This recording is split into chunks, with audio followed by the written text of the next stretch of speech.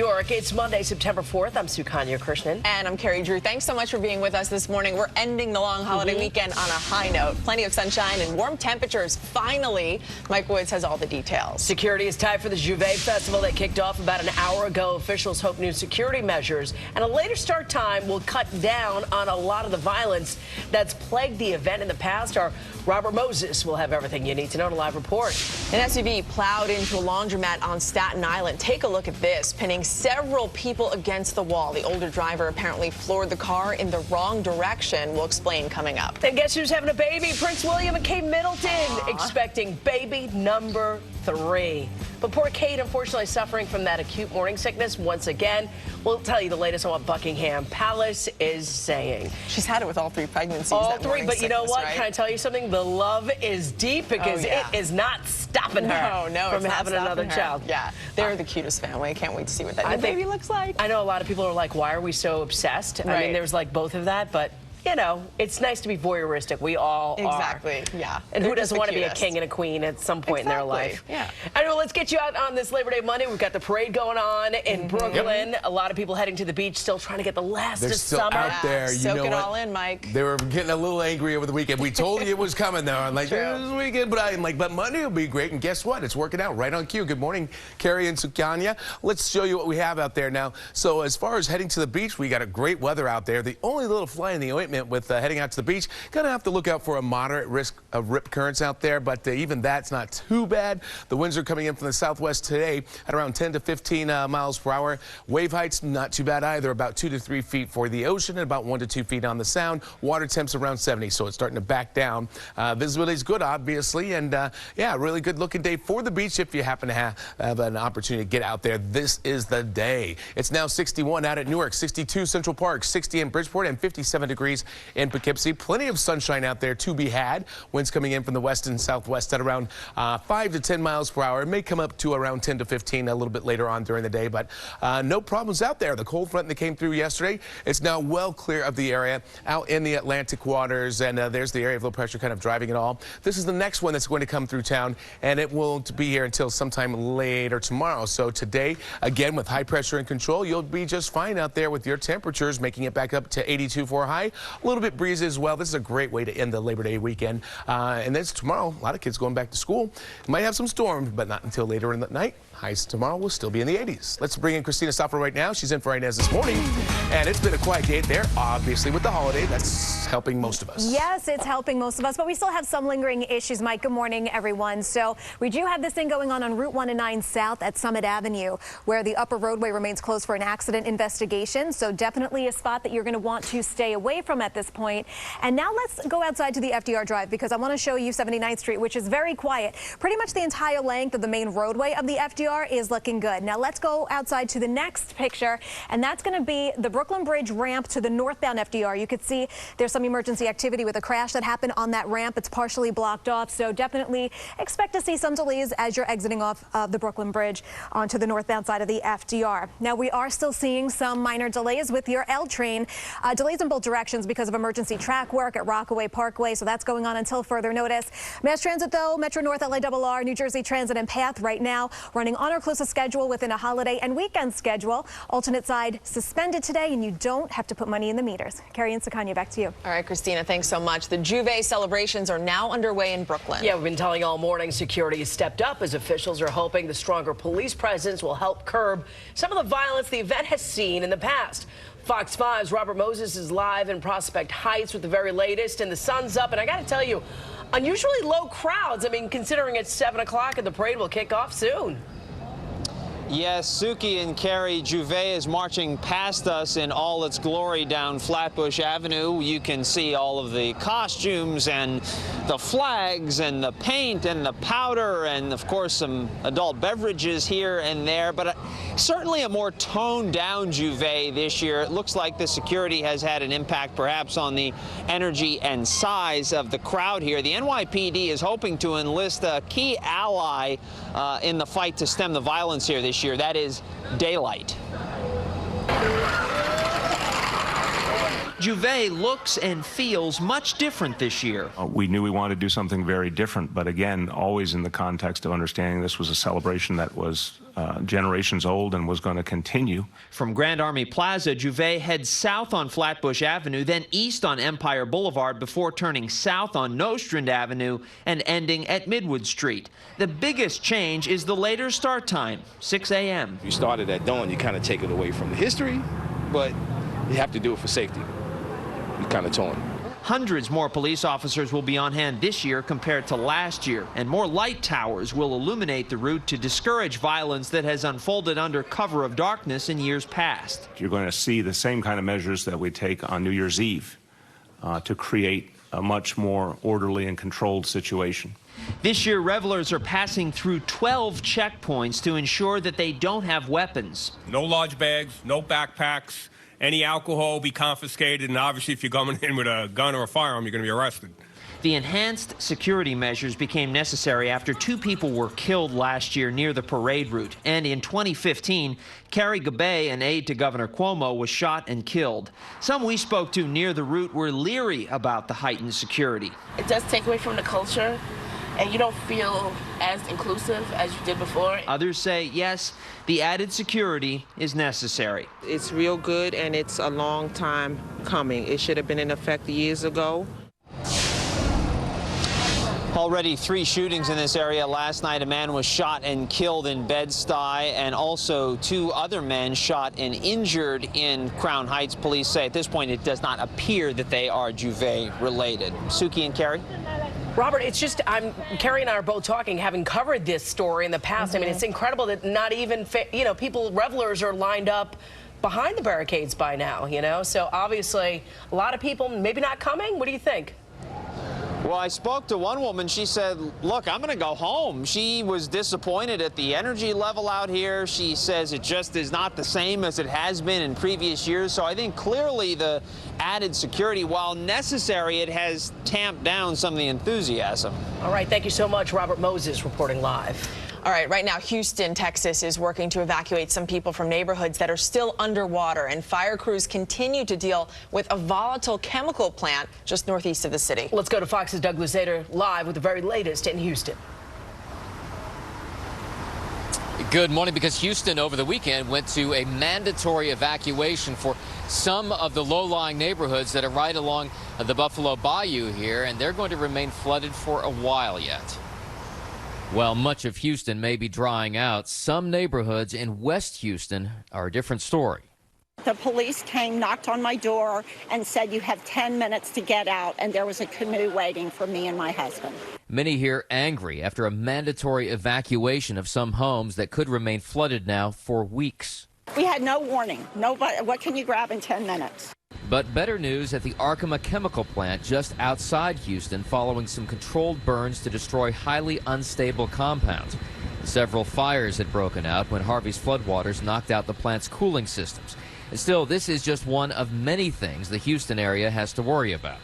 It's so far from over. There's so much more that has to be repaired from here. And that includes this damaged Citgo gas station that saw a fuel tank burst up out of the ground. In Baytown, a city with 75,000 people, some 4,600 homes were flooded. But despite widespread devastation, some remain optimistic. I have my family, and I have a lot of friends, and I have a real good support system here, so I think we're going to be all right.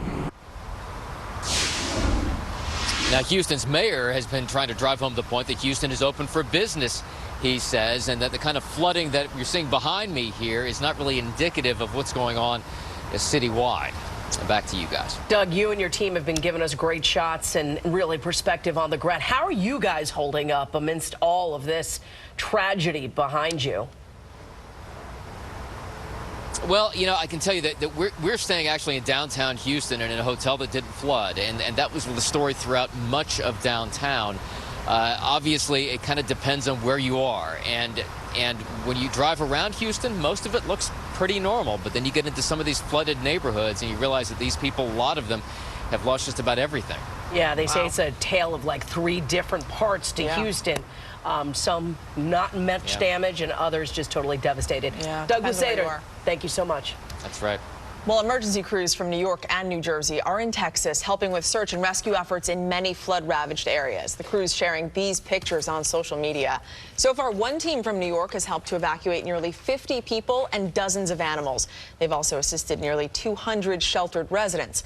The crews include firefighters, police officers, engineers, and trauma doctors. Coming up in just a few minutes, we'll talk to a lieutenant with the New York task force who's helping rescue people in Texas. In other news this morning, tomorrow, President Trump is expected to end the Deferred Action for Childhood Arrivals program known as DACA. But there's a new development. There are reports that the rollback will begin in 6 months. That will give Congress a chance to keep Dreamer protections in place if lawmakers choose to do so. The Obama-era program protects undocumented immigrants who came to the U.S. as children from deportation. Ending it would impact about 800,000 Dreamers, as they're called, who've been given work permits to stay in the U.S. Also this, Kerry, the UN Security Council will hold an emergency meeting this morning. This comes after North Korea claimed it detonated a hydrogen bomb underground over the weekend. In response, South Korea today held a simulated attack on North Korea's nuclear site. Let's bring in Fox 5's Melissa Edizadeh. She's here now with much more on this. Good morning. You can imagine this is making people very uncomfortable. This morning, the South Korean military has been holding live fire drills off its eastern coast. This comes after the tense developments with North Korea brought the Secretary of Defense to the White House this holiday weekend. And now all eyes are on the president and how his administration will respond. Mr. President, will you attack North Korea? That was President Trump's response yesterday when asked if the U.S. will attack North Korea after the regime claims to have successfully tested a hydrogen bomb. U.S. Defense Secretary James Mattis making it clear military action is on the table. Any threat to the United States or its territories, including Guam, or our allies, will be met with a massive military response, a response both effective and overwhelming. Over the weekend, photos were released showing leader Kim Jong-un presiding over a meeting with officials and signing a letter ordering the H-bomb tests. The country claiming it can now, for the first time, fit a powerful hydrogen bomb inside a missile. We have many military options, and the president wanted to be briefed on each one of them because we are not looking to the total annihilation of a country, namely North Korea. But as I said, we have many options to do so. Following the United States response, South Korea fired missiles into the sea to simulate an attack on North Korea's test site. South Korea's defense ministry saying that North Korea appears to be planning a future missile launch. Here in the United States, the president and a small national security group meeting yesterday to discuss military options. The president later tweeting, the United States is considering, in addition to other options, stopping all trade with any country doing business with North Korea. We are not going to broadcast our actions, and we'll continue to look at all our options. But my focus right now, working with the president, with others, to make sure that we put additional economic sanctions. We work with China and others. China has a lot of trade with them. There's a lot we can do to cut them off economically, much more than we've done already. The UN Security Council meeting is expected to start at 10 a.m. Also, China has responded to President Trump's trade threat, saying it's unacceptable and unfair. Kerry and Sukanya, I feel like every day, every couple hours, something new is coming out. Yeah, so, of course, right. After 10 a.m. today, I think all eyes are going to be on that, trying to figure out exactly what they decide. Yeah, from that meeting. Yeah. We'll be watching. Thanks so much, Melissa. Police are searching for the man who stabbed a tourist in the back at Columbus Circle yesterday. In fact, the 23-year-old was reportedly taking pictures when witnesses say a homeless man jabbed him with a Swiss Army knife. Luckily, the victim was rushed to a local hospital, non-life-threatening injuries. A street vendor saw the whole thing. Listen to what he had to say. We told him, don't worry, everything is all right. We gave him some towels to push the bleeding, and we stay beside him till the police came. Another man was stabbed Saturday while on the C train heading to Columbus Circle. He is also expected to be okay.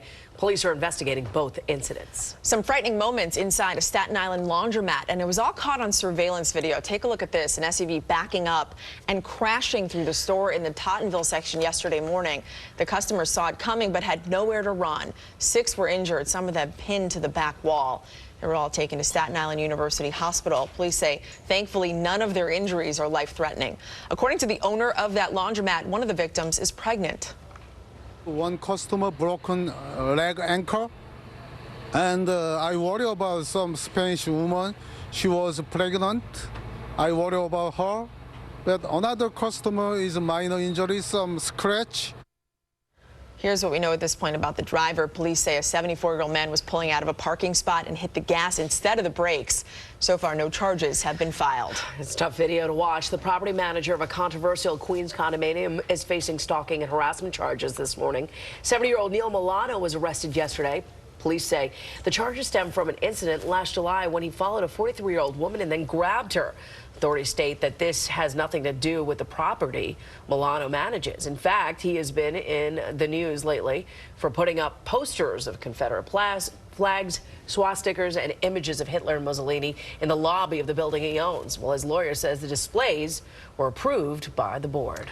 In happier news this morning, I know. A big congratulations going out to Prince William and Kate Middleton. Someone's having a baby. Yes. A statement released from Kensington Palace states the royal couple is expecting another baby. The release also noted that the Queen is delighted. Delighted. Simply that was a terrible. That was good. I don't think that was good. I think it sounded cute. Yeah, okay, that's good. Officials say Prince William's wife, the Duchess of Cambridge, unfortunately, she's suffering from that severe form of morning sickness that she had with her other two babies.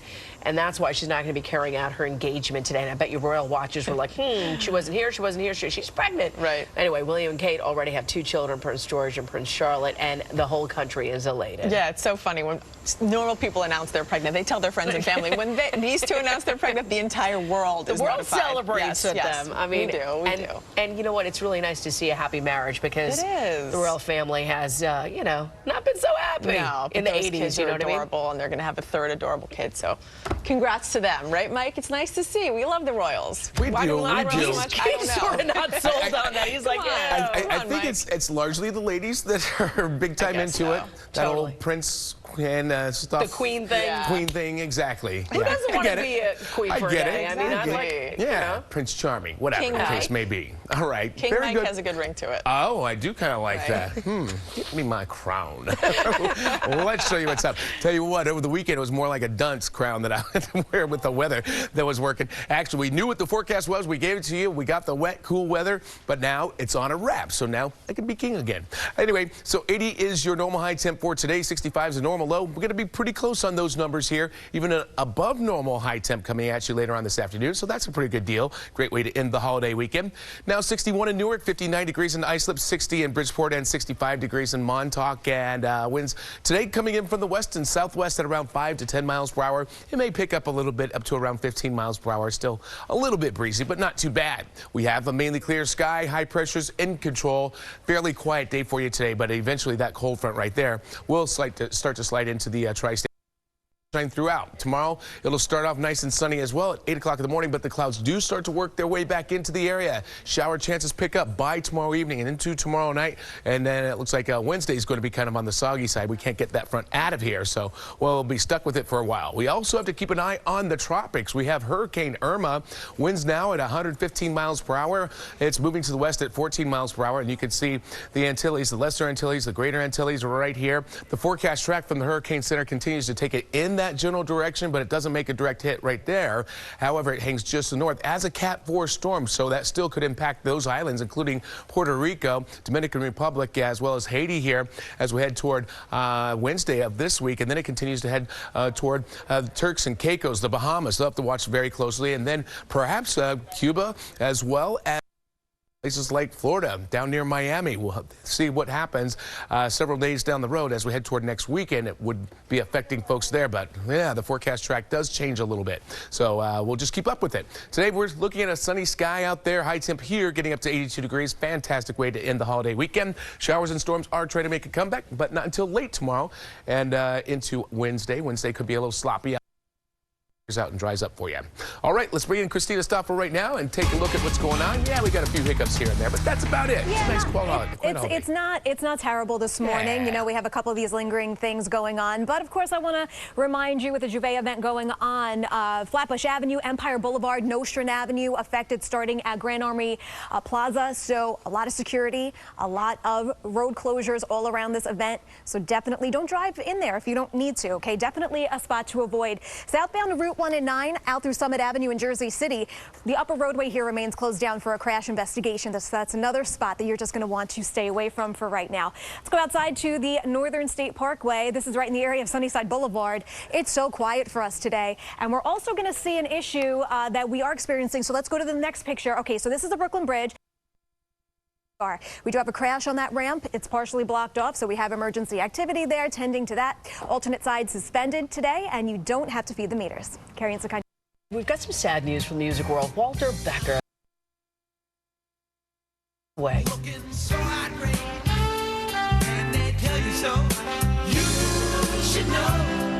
The Fox 5 NY weather app brought to you by Dunkin' Donuts. America runs on Dunkin'.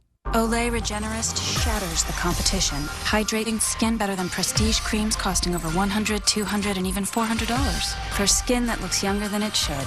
Fact check this ad in Good Housekeeping. Olay Regenerist, ageless.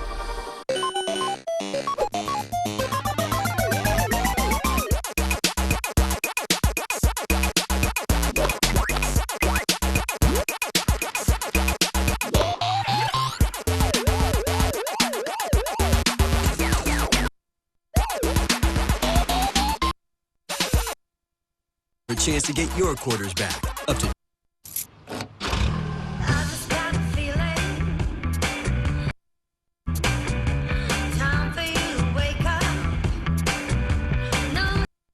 Things are looking up. Full Credit Union. Call 1-800. Strong, trusted, growing. Home. To create the perfect setting as each new chapter easy to work. Just a few hours, the 50th annual West Indian Day Parade begins in Brooklyn. Thousands are expected to attend the city's largest celebration of Caribbean culture and pride. Fox 5's Baruch Shemtov is live in Crown Heights right now. Well, just showing us exactly why you got to get into the spirit of things. What's up, Baruch? Look at you.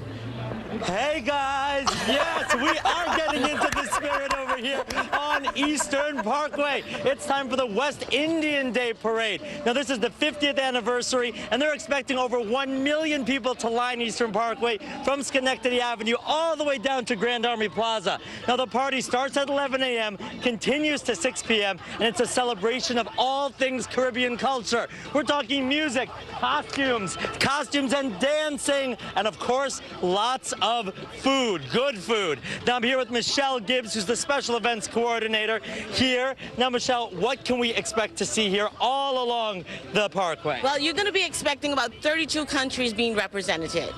We're going to have people from Canada, Berlin, South Africa, and as well the Caribbean islands, Trinidad, Guyana. So it's going to be amazing. Totally amazing. These people are coming in from around the world to enjoy the carnival today. Yes, they are coming. They're coming, and everyone is going to be representing their country. Love it. So a lot of pride. And what does it mean to the Caribbean community here in New York to have people from around the world coming to celebrate? You know, it's important to us because we want to keep our culture alive. So having everyone celebrate our culture and having everyone just enjoying the foods, the costumes. You look absolutely fabulous. Oh, you look fabulous. Have I mentioned how much I like your headdress? Oh, thank you. I love it. Now, how important, you mentioned really maintaining the culture. How important is that for young people here in the United States and in New York? You know, so I'm from Guyana, so it represents so much because we want our youths to understand where we came from. And having this carnival shows a big importance of our culture, where we came from. So it's keeping our culture alive. So we're hoping that they enjoy it and they continue for another 50 years. Of course, and for people who may not have Caribbean heritage, what can they enjoy today? Well, they're going to be enjoying, again, the live costumes, the wonderful food, and just having the experience. You know, the experience is something that we want everyone to have. Well, we are thrilled to be a part of the experience. Thank you, Michelle. Thank you, guys. And guys, if you want to be a part of the experience, 11 to 6 along Eastern Parkway, Schenectady Avenue, down to Grand Army Plaza, and you'll see a lot more of this. So for now, I'm going to keep dancing, and I'll send it back to you in the studio. You look like an angel right there with your wings. I Looking mean, good, Baruch. Angel or devil? Well, depends on the day. Yeah, depends on who you ask as well. Baruch Shemtov, have fun. Thanks so much. I just can't with that. It just gets better and better. Yeah, he gets so into it. He looks great. Well, still ahead this morning on Good Day New York, People Magazine's Sexiest Teacher Alive is joining us. Yeah, Nick Ferroni is also in Muscle and Fitness magazine, which is on newsstands right now, and there he is.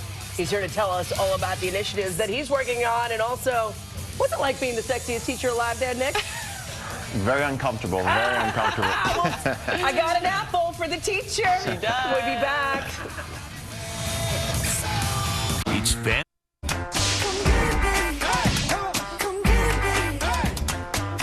Welcome back. A live look outside on this list starting this week. So we have the sexiest teacher alive, Nick Ferroni, named by People Magazine in 2014. The title still holds today. Wow. Still gracing magazines, most recently Muscle and Fitness, which is on newsstands right now. All right, so that's the sexy part. Now let's talk about why he teaches us to be different.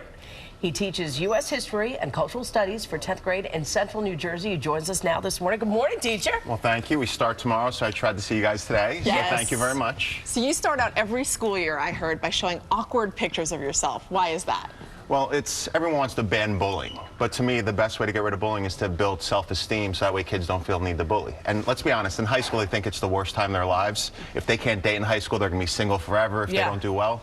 So I basically, they know a lot about me, and the worst thing they could say is, I Googled you. Oh. So I basically open up every year by showing every awkward childhood photo. I tell them how I used to glue my ears to my head because I was uncomfortable. I tell them every girl who rejected me, and I let them know that this is, I'm like, it's okay to be this way in high school. Everyone, like the most successful people didn't date a lot in high school. Absolutely, because they think that's everything. Yes. Yeah. I think what's important also is that you're teaching, well, you were saying first when we met you, you were like, you know, it's crazy how women are objectified every day, and you've gotten a taste of it on this end, right? Yes. But you're saying that you're using your platform to empower women to be better. How? Well, it's, again, getting a taste of objectification is a horrible thing. And I'm the advisor for the school's feminist club. I'm one of the co-advisors, too. And we discuss about it all the time as far as how women are portrayed in the media. And we do interesting social experiments. So one of the social experiments we did, again, we rarely understand things until we're put in other people's shoes. Sure. And experience is the best way to learn. So we did an experiment in my class where we set up a scenario with the feminist club where it was 18 girls and 6 football players, the biggest, nicest, toughest kids in school. Sure. And we had them vote on school policies to get them to understand what it was like to be a woman in government. And the guys were flipping out when 15 and 16-year-old girls were deciding their fate. And we do stuff like that in school because as a teacher, I always want to put them in a position. Empathy, you can teach empathy. It's not tough to do. I agree. And I always try to put them in those situations where I can do that. You were named People Magazine's Sexiest Teacher Alive in 2014. What do the other teachers think about that? How do they treat you? Do they bust your chops a little bit about it? Well, they definitely did. At the same time, they argue that they deserve it more. And it's a double-edged sword because it's great to get that public platform. At the same time, it's like that word next to name teacher. I can understand why people have issues with it. Yeah. And then the editor also stressed how if we put inspirational, it would have the same meaning. Well, let's talk about that picture. Yes. One of your students actually took that picture, right? Yes, and he's actually here today. And you should always believe in your students for 2 reasons. First of all, they need us to, and second, because they're going to go on to be very successful, and you may call on them for favors later on in life. Yeah. And Des Moines Montego, I mean, he was filming and photographing in high school. And when I had this opportunity, I asked Muscle and Fitness, and they were okay with it. They said, let him do it. So now he's in college. He's an amazing photographer, cinematographer, and he has his first national credit. Isn't that crazy? Very And he cool. goes to Rutgers University, and he's here today, so you're kind of bringing it full circle. I will exploit myself and apparently take my shirt off for them. I have Yes. to ask you, how has your life changed in terms of social media, and do women ask you out on social media because of this title? It's definitely, I mean, I do a lot for different groups, so I get asked out by a lot of people. Not only women, So you're still single? Yes, I'm still single. Okay. Having 150 kids tends to turn people off on occasion, I would say. I would think it would be the sexiest thing for a woman, actually. Yeah. But it's definitely helped me, and it's given me a platform, because my whole goal is, I mean, I'm a good teacher, but I work with amazing teachers. All I do is meet amazing teachers. And my goal is to celebrate teachers all year round. And I just saw Chance the Rapper wants to have a teacher award show, which is behind every successful person. I'm sure both of you had an amazing teacher at some point who influenced you. Oh my gosh, absolutely. Definitely. And I always take time to say the same thing. I don't think if a teacher didn't inspire you to be the best person that you could be, you wouldn't be able to sit on a platform like this and be able to preach your truth. Yeah, Do you know what I mean? Somebody had to believe in you, to love you, besides your family, to give you that voice. Well, I would say teachers can't replace parents, but we often fill the void when there's a vacancy. Sure. And your parents have to tell you, great. My mom has to tell me I'm handsome and talented. I needed my other teachers to tell me that, too. So You have this YouTube thing going on. Tell us about that and how you've used the Sexiest Teacher Alive to sort of go into that realm? Well, again, I want to stress I'm a very good teacher, which I'll be saying for the rest of my life, but I've partnered with Soul Pancake, which is Rainn Wilson's production company. Wow. And they do a lot of social good, and they saw the work I was doing, the experiments, and they said, we'd love to see if we can do something with it. So we create these social experiments, and my students actually film them, and then Soul Pancake edits and distributes them. And it's basically a way to inspire teachers, but also to kind of show that there are teachers doing amazing work throughout the country. What's interesting is also you teach a lot of minority students. Yes. So what is the torch that you hold in order to shine a light for them to know that their voice is just as important as everybody else's voice in this country? As an educator, we can't be silent supporters. If people are saying stuff, it's like if a friend's at a party and someone's bad-mouthing you and they don't say anything, like that's personal. And to me, teachers have to be outspoken in the classroom. I want every student to walk in class feeling safe and secure. And let's be honest, it shouldn't require courage for a kid to be themselves. Absolutely. So I can't be quiet when people are saying things that go against groups that I teach. And to me, it's like I will never let one of my students feel in fear in any way. Whether it's minority, LGBTQ, or anything along those lines. So I got to know, as a parent, as I head into the school year, what is the best thing a parent could do or a caregiver can do to empower their child to be the best that they can be, especially with the associated pressures in the world right now? I mean, honestly, love, encourage, and support. Yeah. Reach out to the teachers. The kids don't like to know that their worlds are colliding. But it's if you just reach out to a teacher ahead of time and just be like, you know, I'm here if you need anything. And that way it starts off. I call home for good things. Those are the best calls because parents are shocked. So it's like you don't want that first call to be like, you know, so, hello, it's Mr. Ferroni. And you're like, oh my God, what'd they do? Yeah, exactly. Only good things. Only good things. Nick Ferroni, great to meet you, and Well, good luck with the school year. Thanks for being with us. Thank you so much. Absolutely fantastic, and we really know how we can help and partner with you in terms of bringing the good works that all teachers do. And we can follow you on social media as well. Yes. At I think Nick I follow Ferroni. both of you now. Okay. Yes. Okay, cool. Yes. So we'll follow you as All right. well. Time right now is 8:45. Yes, I think we're going to head outside for a quick check of what's going on. And also, we have Luke Elliott coming up at 9 o'clock, an amazing singer-songwriter joining us, singing for us live. Yeah, Helen from Princeton, New Jersey. Luke, he's going to make you swoon this morning.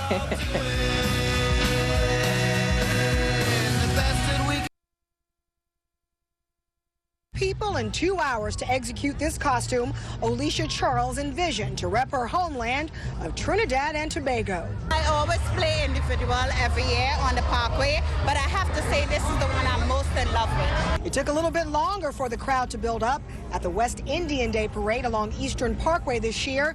This after